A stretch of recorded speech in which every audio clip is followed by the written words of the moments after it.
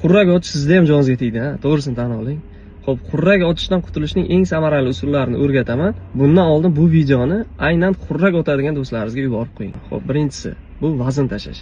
Boya aytdik, demak, semizlik bo'ladigan bo'lsa, demak, vaznni tashlash orqali, demak, yog'larni eritgan holatda yuqori nafas yo'llarini ochib yuboramiz va bu o'zidan, demak, xurrakni yo'qolishiga olib keladi. Ikkinchisi, zararli odatlardan voz kechish, ya'ni spirtli ichimliklar ichish va sigaret chekishni tashlash.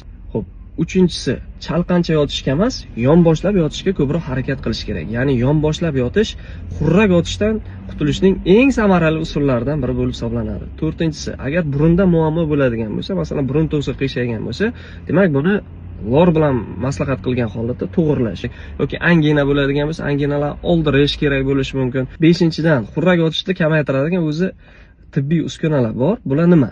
Bular ko'pchilik ko'rgan, masalan, burunni katagini kattalashtiradigan, demak, antixrab uskunalar.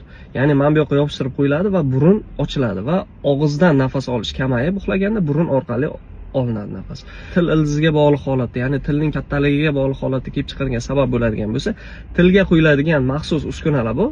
O'shani taqqan holatda, demak, xurrakni hattoki kamaytirish mumkin.